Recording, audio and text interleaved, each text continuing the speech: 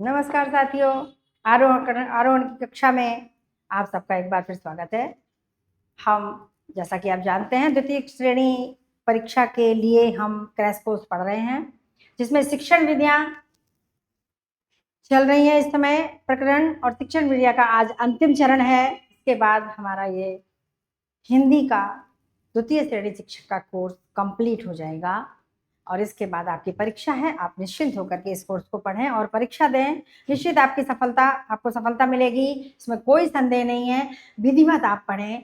हमारे चैनल पर, इस आरोहण के चैनल पर आपको वीडियो मिल जाएंगे और आरोहण का ऐप भी कंप्लीट हो चुका है, तैयार हो चुका है। आप ऐप पर रजिस्ट्रेशन करें और आप वहाँ पर आएँ, विजिट करें और देखें, आपको सारा कोर्स मिलेगा। और आगे भी हम ये कक्षा फिर से प्रारंभ करने वाले हैं नए सिरे से। अभी तो केवल क्रैश कोर्स था, इसलिए बहुत कम समय में बहुत पूरा कोर्स को हमने बहुत शॉर्टली देने का प्रयास किया है।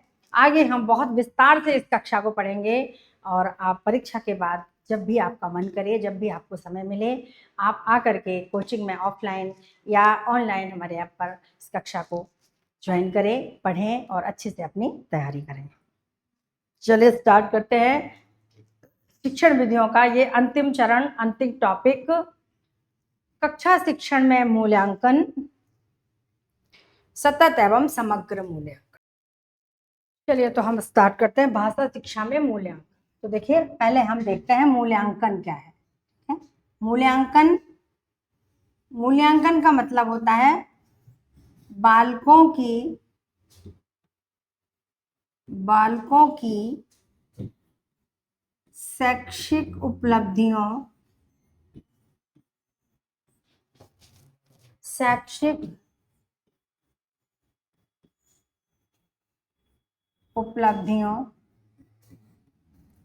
की जांच करना।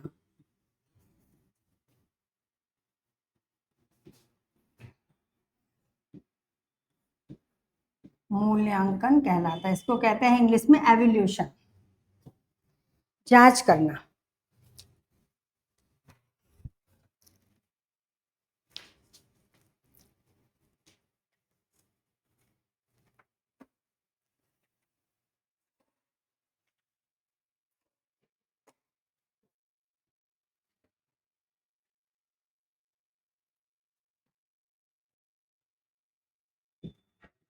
मूल्यांकन वह प्रक्रिया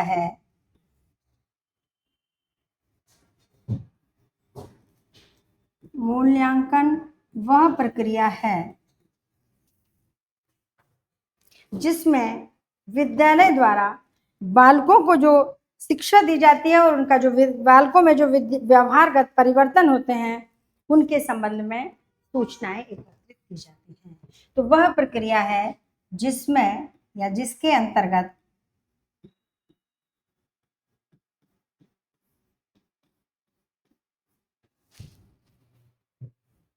विद्यालय में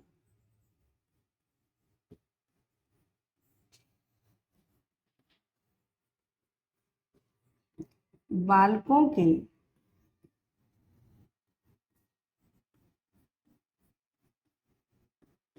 व्यवहारगत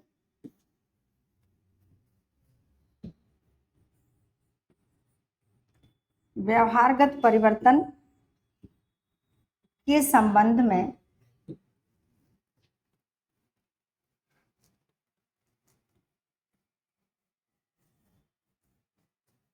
सूचना एकत्रित की जाती है। एक तरह से कहा जाए तो मूल्यांकन एक जांच प्रणाली है ना, एक जांच व्यवस्था है।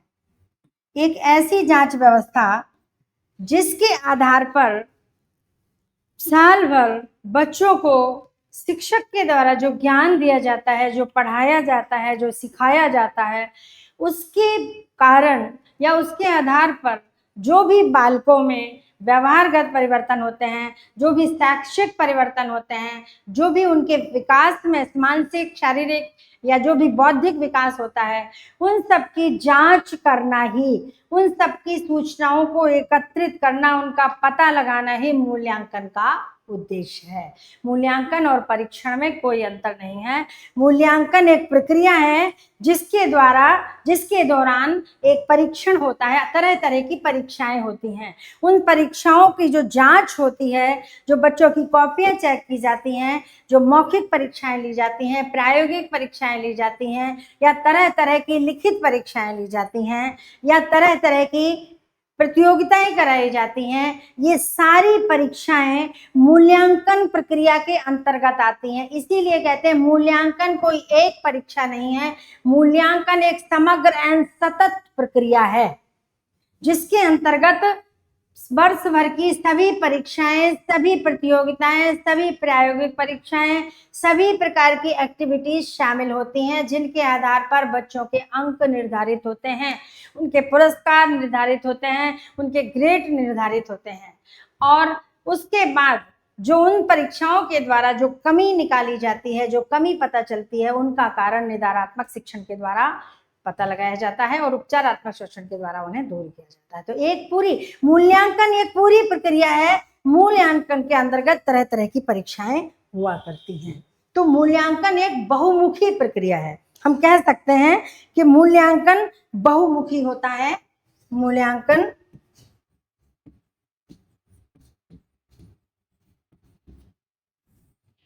एक बहुमुखी प्रक्रिया है।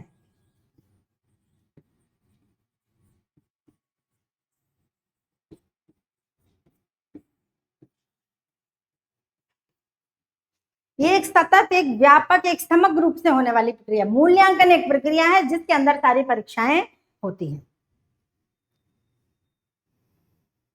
तो मूल्यांकन कितने प्रकार से होता है? 2 प्रकार से, गुणात्मक और परिमाणात्मक।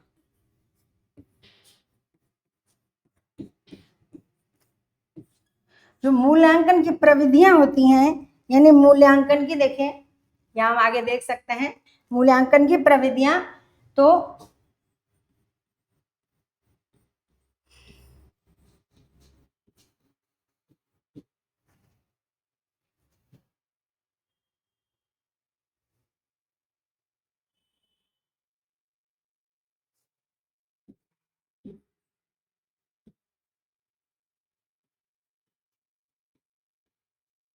एक गुणात्मक होती है।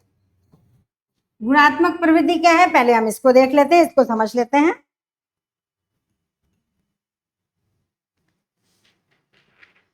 हम आपको जैसे पहले बता चुके हैं कि मूल्यांकन एक बहुत बड़ी प्रक्रिया है, एक बहुत सतत और समग्र चलने वाली प्रक्रिया है। इसमें निदानात्मक, उपचारात्मक सब प्रकार के परीक्षण और शिक्षण संभव है ना। एक व्यापक और समग्र प्रक्रिया है। इसकी जो प्रविधियां हैं वो 2 प्रकार की होती हैं। जो इसके अंदर परीक्षाएं होती हैं, जो तरीके होते हैं, वो 2 प्रकार के होते हैं। एक तो गुणात्मक परीक्षा और दूसरी गुणात्मक परीक्षा प्रविधि, और दूसरी है परिमाणात्मक। परिमाण मतलब मात्रा उसकी कितनी है। तो गुणात्मक मतलब जिस परीक्षा के बच्चों के व्यक्तिगत गुणों, व्यक्तिगत जानकारी प्राप्त होती है, ऐसी परीक्षाएं। तो इन परीक्षाओं में ये जो इस परीक्षा का संबंध भावात्मक पक्ष से है, इस परीक्षा का संबंध बालकों के भावात्मक पक्ष से है। ठीक है। इसके द्वारा, अब जैसे मान लीजिए हमने एक पाठ लिया संधि, संधि के प्रश्न बनाए बहुविकल्पीय, और प्रश्नों के उत्तर बच्चों से ले लिए, उससे उनका गुणात्मक परीक्षण हुआ, परिमाणात्मक? गुणात्मक तो नहीं हुआ। वो बच्चा कैसा है पर्सनली कैसे पता चलेगा? ये परिमाणात्मक हुआ। बच्चे का परिमाण क्या है, बच्चे की मात्रा क्या है, बच्चे की सीखने की प्रक्रिया क्या है, बच्चे का सीखने का आधार कितना है, कितना सीख पाया है, उसके परिमाण का पता चलता है, उसके गुणों का पता नहीं चलता। तो इसके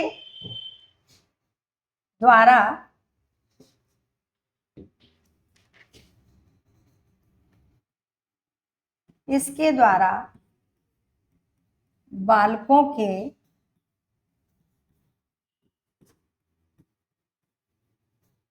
व्यक्तिगत विवरण का पता लगाया जाता है।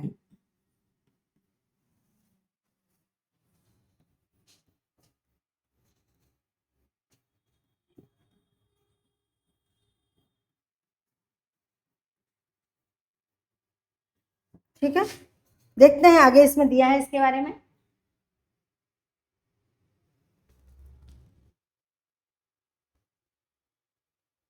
देखिए, मूल्यांकन की प्रविधियां दो प्रकार की होती हैं।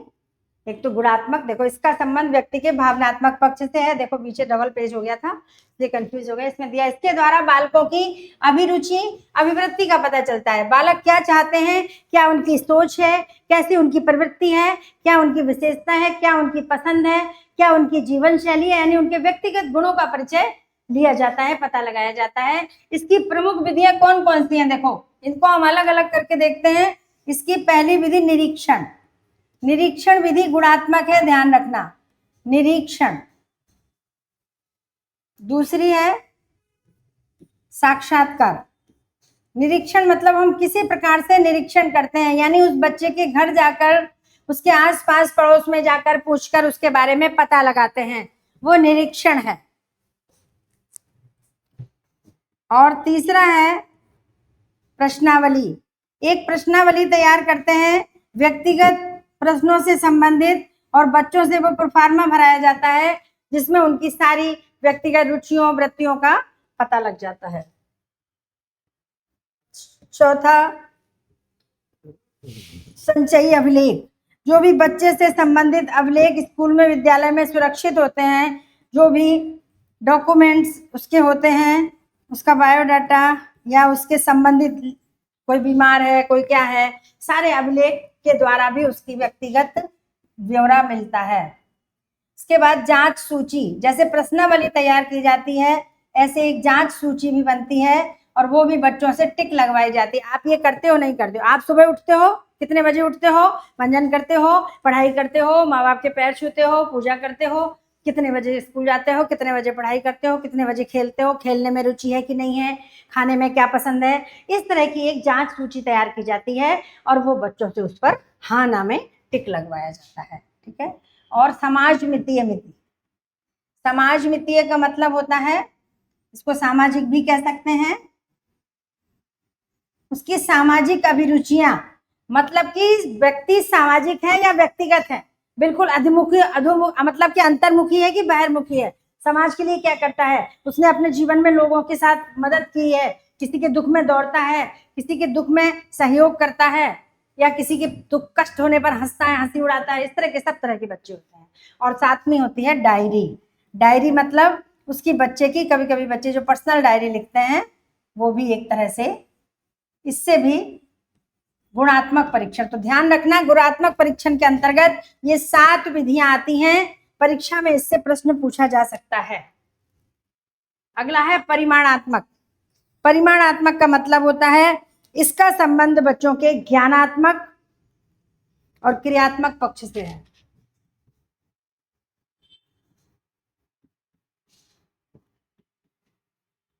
जो कुछ बच्चा विद्यालय में सीखता है, संबंध बालकों के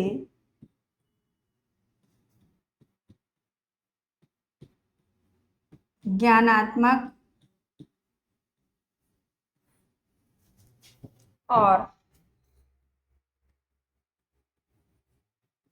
क्रियात्मक पक्ष से है। यानी जो कुछ भी प्रैक्टिकल में सीखता है, इसमें व्यावहारिक पक्ष भी हो सकता है, क्रियात्मक, व्यावहारिक। जो कुछ भी बच्चा स्कूल में पढ़ने के बाद व्यावहारिक परिवर्तन करता है, जो उसकी जन्मजात व्यवहार हैं वो तो आपके गुणात्मक में आ जाएंगे, लेकिन व्यावहारिक परिवर्तन जो विद्यालय में आने के बाद होते हैं, ये सब इसमें सिखाए जाते हैं। इसमें 3 प्रकार की परीक्षाएं होती हैं, यानी इस विधि के अंतर्गत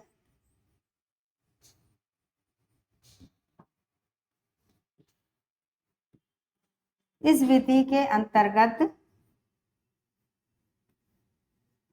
3 प्रकार की परीक्षाएं होती हैं।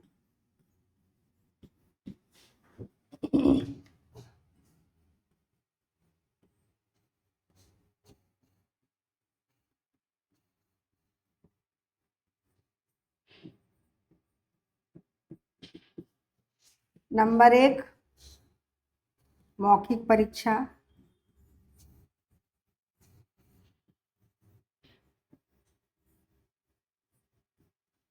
नंबर 2 प्रायोगिक परीक्षा,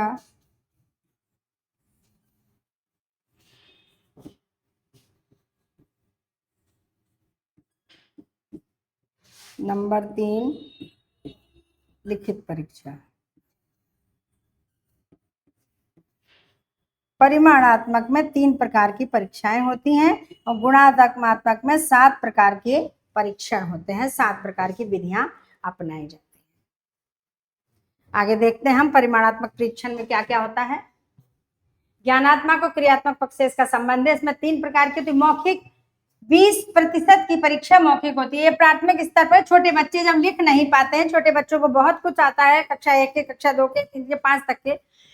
प्री प्राइमरी और प्राइमरी में बच्चों को आता तो है पर लिख नहीं पाते हैं, लिखने की आदत नहीं होती है या मन नहीं करता है या छोड़ देते हैं थोड़ा लिख करके, तो बच्चे फेल हो जाते हैं। इसलिए 100 नंबर के पेपर में 20 नंबर की उनके लिए मौखिक परीक्षा रखी जाती है, क्योंकि जो कुछ परीक्षा में पेपर में लिखित में पूछा जाता है वो या उससे संबंधित कुछ और भी मौखिक में बच्चे से पूछ करके वो 20 नंबर उनके सॉलिड हो जाते हैं। क्योंकि बच्चे बोल कर बता देते हैं, छोटे बच्चे लिख कर नहीं बता पाते, इसलिए उनके लिए ये मौखिक परीक्षा का प्रावधान रखा गया है। तो 20% की मौखिक परीक्षा ली जाती है जिससे कि बच्चे पास हो जाते हैं, अच्छे नंबर आते हैं। प्रायोगिक परीक्षा हर किसी के लिए नहीं होती है, क्योंकि ये क्रियात्मक होती है, प्रोजेक्ट वर्क होता है इसमें, और ये बड़े बच्चों की होती है।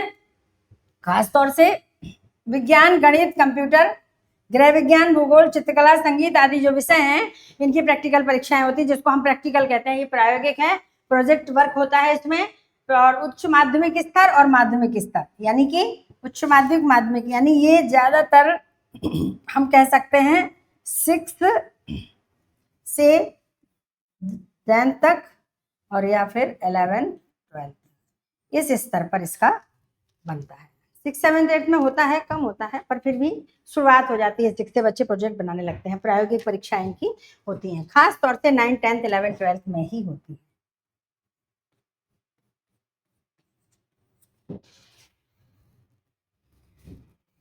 मौखिक हो गई, प्रायोगिक हो गई। अब लिखित परीक्षा। लिखित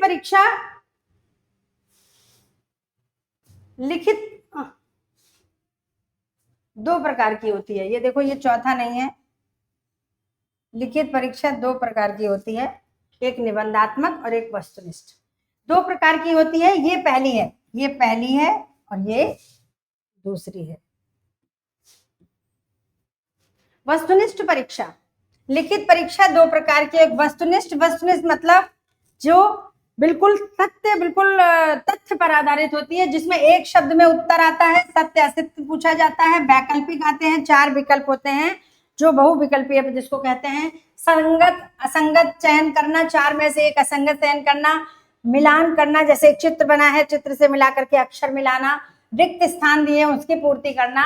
ये सारे जो आते हैं वो वस्तुनिष्ठ। जब एक पेपर बनाया जाता है किसी कक्षा में, तो उसमें कहा जाता है पेपर बनाने से पहले कि आपको इसमें वस्तुनिष्ठ और निबंधात्मक दोनों प्रकार के प्रश्नों को शामिल करना है। तो वस्तुनिष्ठ में सबसे पहले बहुविकल्पीय होते हैं, फिर एक शब्द में अर्थ होता है, 1 वर्ड वाले होते हैं, रिक्त स्थान की पूर्ति वाले भी होते हैं, सत्य असत्य भी होते हैं। 4-5 सेंटेंस दे दिए, कौन सा सही है कौन सा गलत है, और या फिर 4 दे दिए विकल्प, इसमें से एक अलग है, उसका चयन करिए। इस तरह से परीक्षाओं में आते हैं। और निबंधात्मक जो प्राचीन परंपरागत प्रणाली है, जो शुरू से चली आ रही है, इसमें विचार, तुलना, प्रस्तुतिकरण, अभिव्यंजना, तर्क, आलोचना, विश्लेषण, संश्लेषण आदि क्षमताओं का मूल्यांकन होता है। बच्चों को लिखने का तरीका कैसा है, यहाँ रटने वाली नहीं होती है। जो निबंधात्मक प्रश्न होते हैं, अधिक से अधिक शब्दों में बच्चे प्रश्नों का उत्तर देते हैं। सबकी लिखने की शैली अलग होती है। तो इस निबंधात्मक परीक्षा से बच्चे की व्यक्तिगत लेखन शैली, उनकी अभिव्यंजना, उनकी तर्क शक्ति, उनकी आलोचना, उनके विश्लेषण और संश्लेषण करने के तरीके, उनकी क्षमताओं का जो मूल्यांकन किया जाता है, उत्तरों की जांच परीक्षक के विचार और सोच पर निर्भर करती है। क्योंकि वस्तुनिष्ठ तो तथ्य के आधार पर उत्तर की जांच होती है, सही है तो पूरे, नहीं है तो गलत, है ना, तथ्य के आधार पर। लेकिन निबंधात्मक में शिक्षक सोचता है कि कितना दिया जाए, उसकी लिखने की स्किल कैसी है। यहाँ पर शिक्षक, मान लीजिए 10 नंबर का प्रश्न है, अब 10 नंबर के प्रश्न में उसको उसके लिखने के तरीके पर बहुत अच्छा लग रहा है, तो वो 9 भी दे देता है, 8 भी दे देता है, 7 भी दे देता है, 6 देता है, 5 देता है, 4 देता है, नहीं अच्छा लगता 2 देता है। उसकी मर्जी है, उसके ऊपर निर्भर करता है कि वो कितना समझ रहा है बच्चे को, क्योंकि बच्चे की लेखन की शैली द्वारा बच्चे के तरीके का पता चलता है। तो ये 3 प्रकार की परीक्षाएं हो गई निबंधात्मक शैली में। तो इस प्रकार से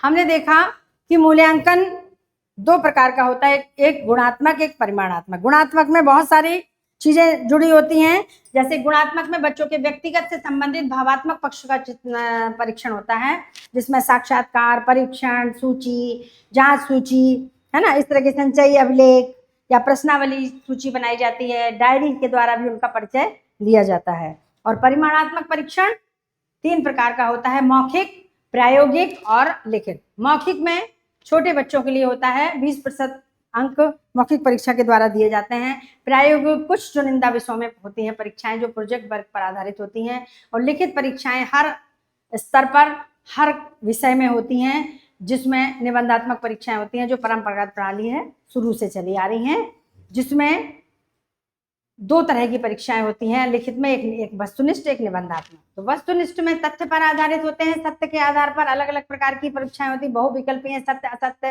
रिक्त स्थान की पूर्ति, एक शब्द में उत्तर देना, असंगत शब्द छांटना या मिलान करना, मिलते जुलते शब्दों को मिलाना, चित्रों से शब्दों को मिलाना, चित्रों से अक्षरों को मिलाना, इस तरह से रंग को मिलाना, है ना, रंग पहचानना। इस तरह के छोटे बच्चों के परीक्षाओं में प्रश्न दिए जाते हैं। एक तरफ रंग बना दिया और एक तरफ फल बना दिया, कौन सा फल किस रंग का होता है, इस तरह से उन्हें मिलान करना पड़ता है।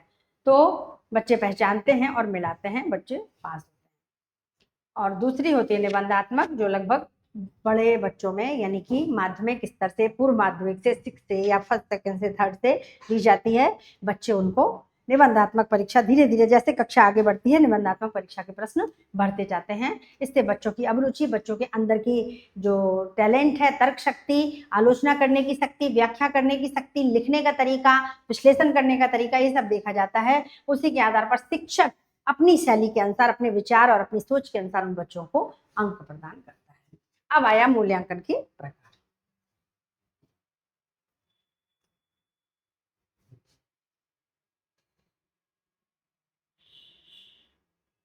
मूल्यांकन कितने प्रकार का होता है? मूल्यांकन 3 प्रकार का होता है, निदानात्मक, रचनात्मक और संकलनात्मक। तो निदानात्मक देखते हैं। यह विद्यार्थी की योग्यताओं, रुचियों, वृत्तियों, क्षमताओं से संबंधित ताकत या कमजोरी के निदान हेतु प्रयोग किया जाता है। यह शिक्षण की पूर्वावस्था है, मतलब शिक्षण से पहले, पढ़ाने से पहले बच्चों में निदानात्मक, जैसे निदानात्मक शिक्षण होता है, ऐसे ही निदानात्मक मूल्यांकन होता है। पहले बच्चे की कमजोरियों का पता लगाया जाता है, एक तरह से वो निदानात्मक शिक्षण के द्वारा। तभी ना पहले बता दिया था हमने कि मूल्यांकन एक समग्र प्रक्रिया है, उसके अंतर्गत निदानात्मक और उपचारात्मक शिक्षण संभव है, निदानात्मक उपचारात्मक मूल्यांकन संभव है। तो निदानात्मक मूल्यांकन के द्वारा उनकी कमजोरियों को पता लगाया जाता है। और उसके बाद दूसरा है रचनात्मक मूल्यांकन। रचनात्मक मूल्यांकन से मतलब है कि यह अधिगम प्रक्रिया के क्रियान्वयन के दौरान किया गया, इसके द्वारा पता लगाया जाता है कि छात्रों में व्यवहार, ये शिक्षा के दौरान होता है। देखिए, निदानात्मक जो मूल्यांकन होता है, निदानात्मक शिक्षण और मूल्यांकन में अंतर है। निदानात्मक मूल्यांकन शिक्षण से पूर्व, सीखने से पूर्व दिया जाता है, और जो आपका रचनात्मक मूल्यांकन है वो शिक्षण प्रक्रिया के दौरान किया जाता है। जैसे कि छात्रों में व्यवहारगत परिवर्तन हो रहे हैं या नहीं, ये जांचा जाता है। बीच बीच में देखा जाता है, बच्चा सही से लिख रहा है, नहीं लिख रहा है, मात्राएं सही हुई कि नहीं हुई, आपस में बात तो नहीं कर रहा है, एक दूसरे की ताका झाकी तो नहीं कर रहा है, किसी की कॉपी किताब तो नहीं फाड़ रहा है। ये सारी चीजें शिक्षण प्रक्रिया के लिखने के, पढ़ने के दौरान ही करी जाती है, जिसे कहते हैं रचनात्मक मूल्यांकन। और तीसरा है संकलनात्मक मूल्यांकन। पाठ की इकाई शिक्षण के बाद किया जाता है, छात्रों में आए व्यवहारगत परिवर्तन का पता लगाया जाता है कि सीखने के बाद बच्चों ने, पढ़ने के बाद बच्चों ने क्या क्या सीखा, इसे कहते हैं संकलनात्मक परिवर्तन। अच्छे मूल्यांकन की क्या विशेषताएं हैं? विषयानुकूलता एवं विश्वसनीयता, वस्तुनिष्ठता एवं व्यापकता, वैधता एवं स्पष्टता, व्यवहारिकता एवं विवेककारिता, ये अच्छे मूल्यांकन की विशेषताएं हैं।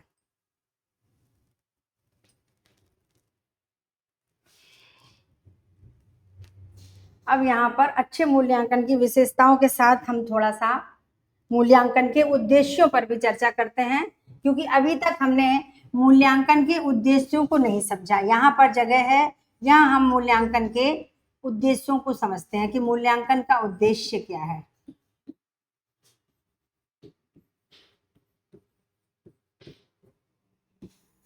मूल्यांकन के उद्देश्य।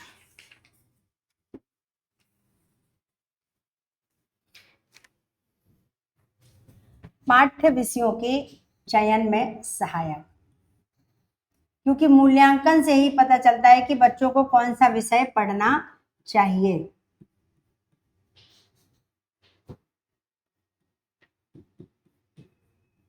जैसे कक्षा 8 में बच्चे के साइंस में नंबर अधिक आए तो बच्चा 9th में साइंस ले लेगा। छात्रों की सफलताओं असफलताओं का निर्धारण करना, यानी कुल मिला के कहें छात्रों की प्रगति का, या फिर हम शैक्षिक लिख सकते हैं यहाँ सीधे, छात्रों की शैक्षिक प्रगति का निर्धारण करना।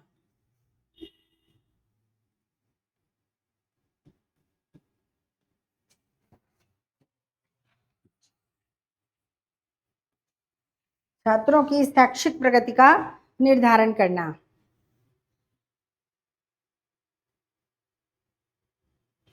ये शिक्षक और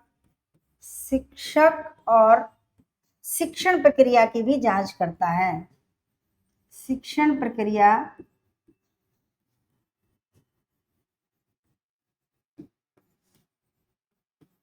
की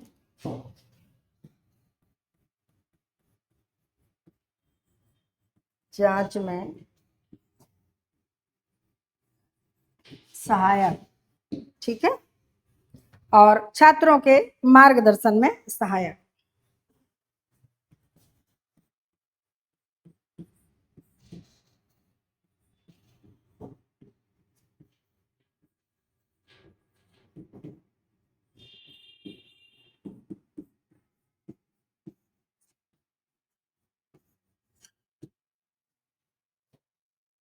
ये हो गए मूल्यांकन के उद्देश्य।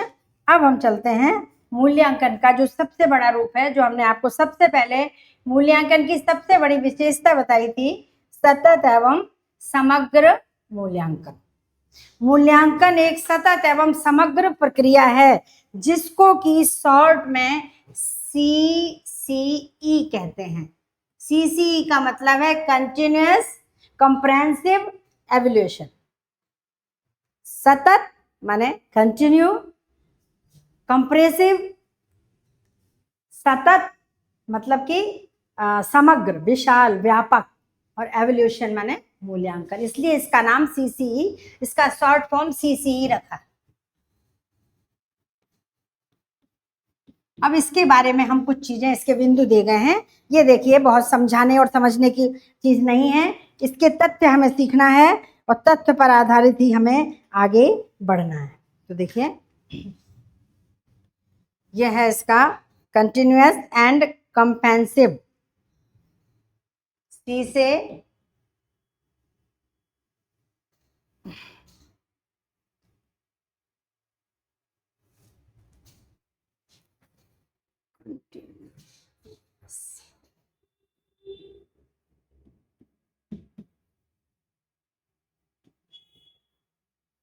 Continuous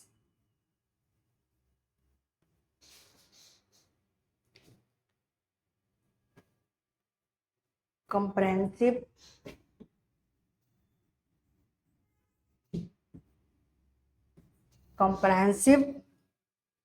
evaluation, evaluation।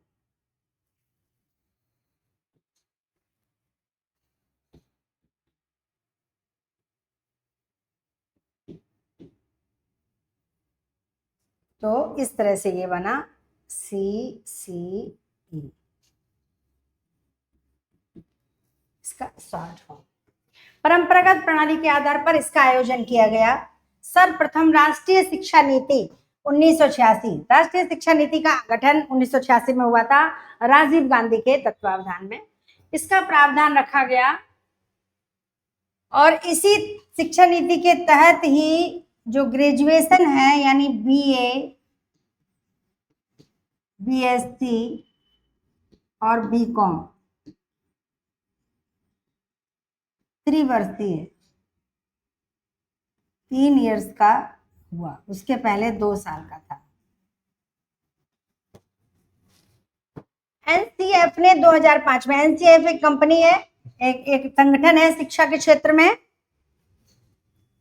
2005 में इसका प्रावधान रखा, किसका? सीसीई का, कि शिक्षा में सीसीई व्यवस्था लागू होनी चाहिए। सीसीई एक संगठन है, उसके अंतर्गत क्या क्या आएगा ये अभी हम इसी के अंतर्गत पढ़ेंगे, अभी समझते हैं। और स्कूलों में ही चल रहा है, सीबीएसई बोर्ड में, इंग्लिश मीडियम स्कूलों में सीसीई व्यवस्था ही चल रही है। हमें पता है, हम उनको लागू करते हैं, हम स्कूलें पढ़ाते हैं, हम सब उसी के हिसाब से करते हैं। लेकिन हमें यहाँ पर ये डिसाइड करना है कि क्या वही सीसीई है, सीसीई है। सीसीई एक व्यवस्था है जो सीबीएसई द्वारा लागू की गई है। सीसीई को प्रभावी बनाने के लिए वस्तुनिष्ठ प्रणाली, यानी अगर यहाँ पर प्रश्न आ जाए कि सीसीई को प्रभावी बनाने के लिए मूल्यांकन की सबसे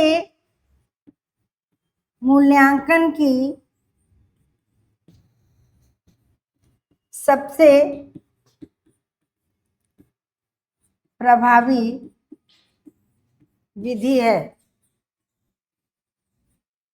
तो कौन सी होगी? वस्तुनिष्ठ। क्योंकि सीबीएसई बोर्ड में ज्यादातर वस्तुनिष्ठ परीक्षाएं होती है, निबंधात्मक बहुत कम मात्रा में 10 नंबर के निबंधात्मक आते हैं, बाकी सारा वस्तुनिष्ठ होता है, ताकि बच्चे अच्छा परफॉर्मेंस कर सकें, अच्छे नंबर ला सकें।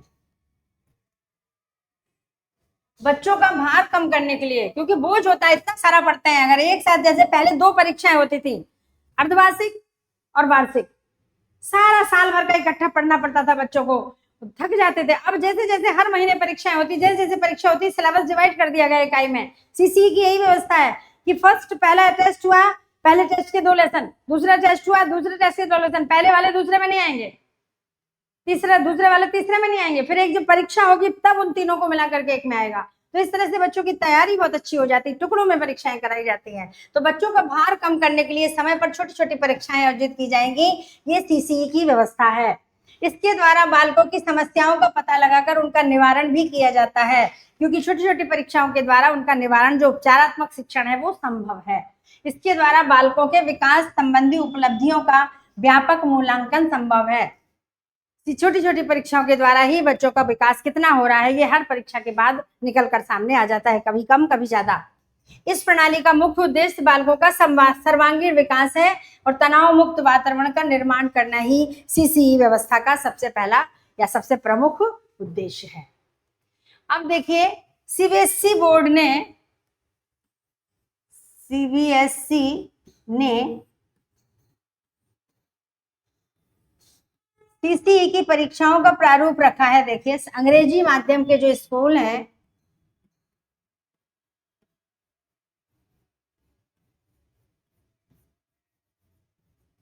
अंग्रेजी माध्यम के स्कूलों में ये परीक्षा का विभाजन चलता है। फॉर्मेटिव 1, FA1 10 नंबर का, FA2 10 नंबर का, 2 टेस्ट हो गए। अप्रैल से सेशन स्टार्ट होता है। FA1 मई में हो गया, FA2 जुलाई में खुलते ही हो गया, ठीक है। फिर उसके बाद अगस्त में होता है SA1, ये परीक्षा है और ये टेस्ट है। तो 10-10 नंबर के 2 FA हो गए और 20 नंबर का एक ऐसे हो गया, जिसको हम हाफ ईयरली एग्जाम भी कह सकते हैं।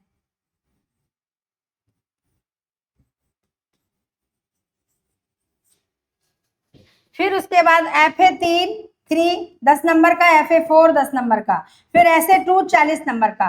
तो टोटल मिला के इस तरह से 100 नंबर की परीक्षाओं का विभाजन साल भर में होता है। ये सीसीई की परीक्षाओं का प्रारूप है। सीबीएसई ने इस परीक्षा की अंक प्रणाली को ग्रेडिंग में बदल दिया। जो 100 नंबर की परीक्षाएं होती थी, फिर सीबीएसई ने क्या किया कि बच्चों को, कई बार बच्चे 10वीं परीक्षा में फेल हो गए, कम नंबर आए और नंबरों से बराबर कर रहे, किसी के 82, किसी के 83, किसी के 83.5, इस तरह से। तो बच्चों के अंदर हीन भावना और कई बार बच्चे आत्महत्या या इस तरह से गलत कदम उठाने लगे। इसलिए सीबीएसई बोर्ड ने डिसाइड किया कि कम से कम कक्षा 10वीं में बच्चों को ग्रेडिंग दी जाएगी, 10वीं तक। नंबर दिए ही नहीं जाएंगे, इसलिए बच्चों में एक 10 नंबर का 10% का डिफरेंस होगा, उसका एक ही ग्रेड होगा, तो बच्चों के अंदर हीन भावना कम होगी, बच्चे कुंठित नहीं होंगे। तो देखिए 2009 से कक्षा 9 में तथा 2010 से कक्षा 10 में सीबीएसई ने यह प्रणाली लागू की। कौन सी? ग्रेडिंग प्रणाली। ग्रेडिंग प्रणाली लागू की, ठीक है। राजस्थान बोर्ड ने भी कक्षा 8वीं की बोर्ड परीक्षा में यह प्रणाली 2014-15 में आरंभ की और 17-18 में बंद कर दी, क्योंकि समझ में नहीं आया, कोई मतलब नहीं है, बकवास प्रणाली, पहले नंबर दो फिर उनके ग्रेड डिसाइड करो। तो देखिए सीबीएसई के द्वारा जो निर्धारित ग्रेडिंग प्रणाली है वो इस प्रकार है, 91 से 100 के बीच में जो भी नंबर आएंगे उसके लिए या तो A1 या A+, 81 से 90 के बीच के लिए A2 और या फिर A2 दिया जाएगा, 71 से 80 तक B1 या B+, 66 से 70 B2 या B, यहाँ A आएगा, छपा नहीं, 51 से 60 तक C1 C+, 41 से 50 तक C2C। इससे संबंधित प्रश्न आ सकता है, इस सारणी को आप अच्छी तरह से याद कर लेना, स्क्रीनशॉट ले लेना या नोट्स ले लेना, जैसे भी करना इसको याद कर लेना इससे संबंधित। और जो पिछला परीक्षाओं का जो दिया गया था, अभी पूछा है परीक्षाओं वाला, ये सीसीई की परीक्षाओं का प्रारूप, इससे भी आपका प्रश्न आ सकता है, इसलिए आप इसको अच्छे से पढ़ें, अच्छे से समझें। 33 से 40 के बीच में नंबर आ रहे हैं तो डी, 21 से 32 E1 E+, 0 से 20 E2 E। ग्रेड आने पर बच्चों को अंकों में उलझना नहीं पड़ता है, इसलिए बच्चे तनाव से मुक्त रहते हैं। अब ये हमारा मूल्यांकन का चैप्टर कंप्लीट हो गया है। अब बस थोड़ी सी चर्चा करनी है हमको शिक्षण में सामग्री। शिक्षक हम पढ़ाते समय किस किस सामग्री का प्रयोग करते हैं, किस प्रकार की सामग्री होती है, इससे भी इक्का दुक्का प्रश्न आ सकते हैं, इसलिए हम थोड़ी सी चर्चा इस पर भी कर लेते हैं। चलिए, बहुत ज्यादा टाइम नहीं लगेगा, 10-15 मिनट में हो जाएगा। ये सामग्री 3 प्रकार की होती है। एक तो होगी आपकी दृश्य सामग्री,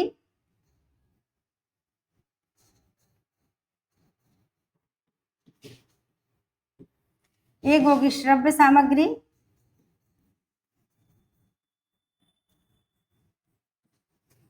और एक होगी दृश्य श्रव्य सामग्री।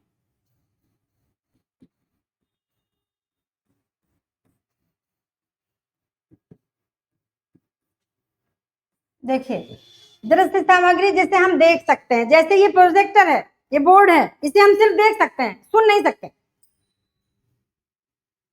ये दृश्य सामग्री है। किताब दृश्य सामग्री है, पुस्तक दृश्य सामग्री है, चित्र, चार्ट, ये सब दृश्य सामग्री है, इसे हम देख सकते, सुन नहीं सकते। श्रव्य सामग्री जैसे ऑडियो चल रहा है, रेडियो चल रहा है, टेप रिकॉर्डर चल रहा है, जिसे हम सुन सकते हैं, देख नहीं सकते, वो है श्रव्य सामग्री। और जैसे आप इस वीडियो के द्वारा आप अपने लैपटॉप में, अपने फोन में हमें देख भी रहे हैं और सुन भी रहे हैं। ऑडियो, वीडियो, सॉरी, ऑडियो श्रव्य है और video, television, Doordarshan, projector. Projector तो आपका दृश्य में आ जाएगा क्योंकि वो बोलता नहीं है, पर हम बोल रहे हैं। जैसे आप टीचर को सुन रहे हैं, श्रव्य में है, देख रहे हैं तो टीचर श्रव्य दृश्य दोनों है। तो टीचर चूंकि सामग्री नहीं है, टीचर एक शिक्षण का माध्यम है, शिक्षण कराता है, इसलिए वो सामग्री में शामिल नहीं होता है। तो अब हम देखते हैं इन सामग्री में इसमें कौन कौन सी सामग्रियां आती हैं। देखिए, श्रव्य सामग्री में जो हम केवल सुन सकते हैं, जिसे हम केवल सुन सकते हैं,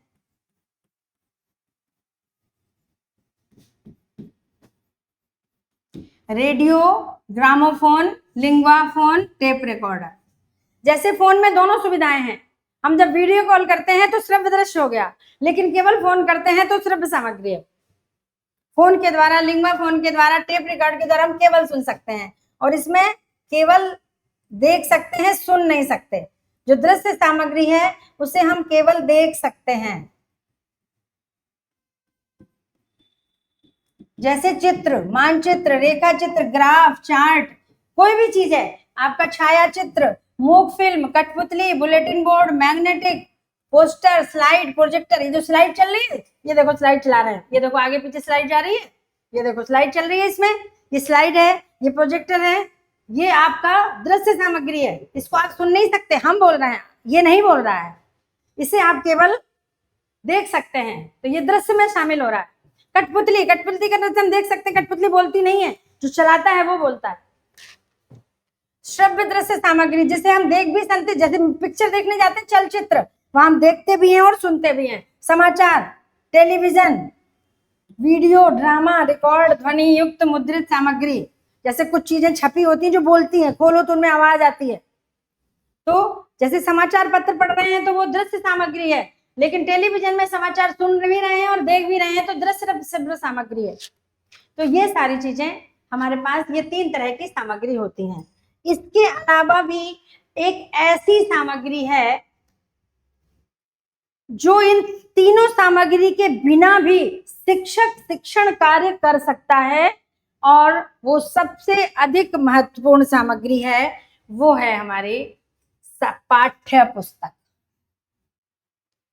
पाठ्य पुस्तक एक ऐसी शिक्षण सहायक सामग्री है कि जिसके लिए, जिसके साथ होने पर अन्य किसी सामग्री की आवश्यकता नहीं होती। अगर है तो बढ़िया है, नहीं है तो कोई बात नहीं। और अगर पाठ्य पुस्तक नहीं है तो कितनी भी शिक्षण सामग्री आपके सामने प्रस्तुत कर दी जाए वो सफल नहीं हो सकती। तो देखिए, ज्ञान को व्यापक कर उसे व्यवहारिक जीवन में प्रयोग करने में सहायक होती हैं। कक्षा शिक्षण का आधार और शिक्षक का मार्गदर्शक, ज्ञान पिपासा को शांत करने में सहायक, शिक्षण की सीमा विस्तार से अवगत कराना, शिक्षण में एक रूपता लाना।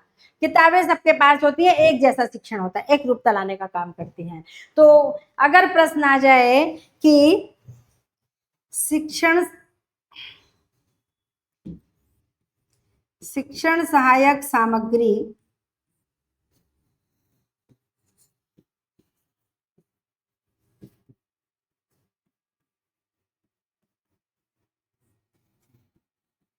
सबसे महत्वपूर्ण, महत्वपूर्ण तो सभी है लेकिन सबसे अधिक महत्वपूर्ण है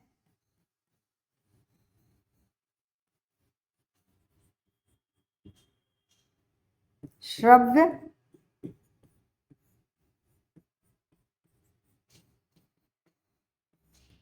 और श्रव्य सामग्री नहीं आएगा, क्योंकि पुस्तक श्रव्य दृश्य सामग्री में आता है, इसलिए यहाँ पर आपके पास ऑप्शन में आएगा, सपोज करिए प्रोजेक्टर,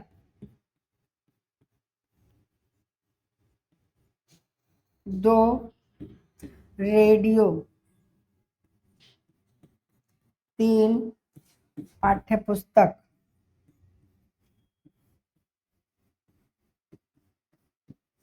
और 4 वीडियो। अपन YouTube पे वीडियो देखते हैं तो ये भी दृश्य श्रव्य सामग्री में आता है। तो इसका उत्तर होगा सबसे महत्वपूर्ण, तो सारे हैं क्योंकि सारे से ही हम पढ़ते हैं, रेडियो में भी शैक्षिक प्रोग्राम आते हैं, पर सबसे महत्वपूर्ण इसमें पाठ्य पुस्तक है। तो देखिए, इसके पहले थोड़ी सी विशेषताएं हमने छोड़ दी हैं। प्रमुख बिंदु, छात्रों में शिक्षण के प्रति रुचि और उत्साह बढ़ाने के लिए हम शिक्षण सामग्री का प्रयोग करते हैं। अदृश्य वस्तुओं को दृश्य बनाने में, यानी कोई चीज बच्चों को सिखा दी गई कि शेर ऐसे होता है, अब शेर का चित्र अगर सामने रख दें तो बच्चों को अच्छे से समझ में आ जाता है। ज्ञान को स्थायित्व प्रदान करने के लिए, कम समय में अधिक स्पष्ट प्रस्तुतिकरण, छात्रों का ध्यान केंद्रित करने के लिए, क्योंकि दृश्य श्रव्य सामग्री होगी बच्चों के सामने, जैसे टीचर केवल पढ़ा रहा है तो बच्चे कभी कभी बोरियत महसूस करने लगते हैं, उबाऊपन महसूस करते हैं, लेकिन साथ में चित्र होंगे, साथ में चार्ट लगे होंगे कक्षा में, या प्रोजेक्ट के द्वारा अगर उस कहानी को दिखाते हुए सिखाया जाएगा तो छात्र उसमें रुचि लेंगे। मनोवैज्ञानिक, यानी शिक्षण पद्धति को, यहाँ पर एक बिंदु हम और जोड़ सकते हैं, शिक्षण पद्धति को पूर्ण रूपेण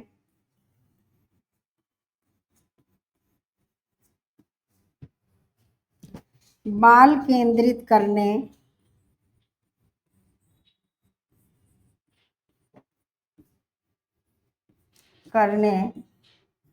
तथा मनोवैज्ञानिक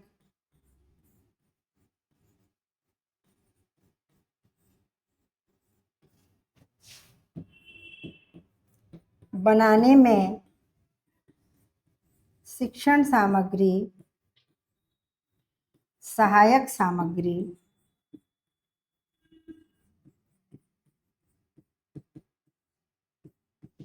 महत्वपूर्ण है।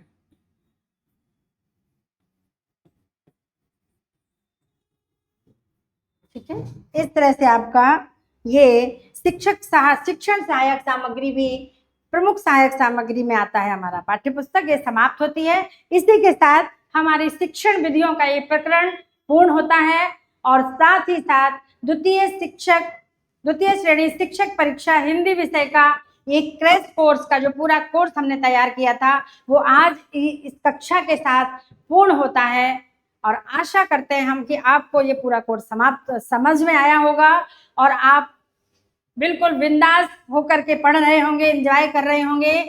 अब आपको इसके बाद शिक्षण विधियों से संबंधित एक प्रश्नोत्तरी भी मिलेगी, उसको आप देखेंगे, प्रश्न पढ़ेंगे और आप समझेंगे कि कहाँ कहाँ आपने अभी तैयारी पूरी नहीं है या कहाँ आपको समझ में नहीं आया है। और समझ में आया है, बहुत अच्छी बात है।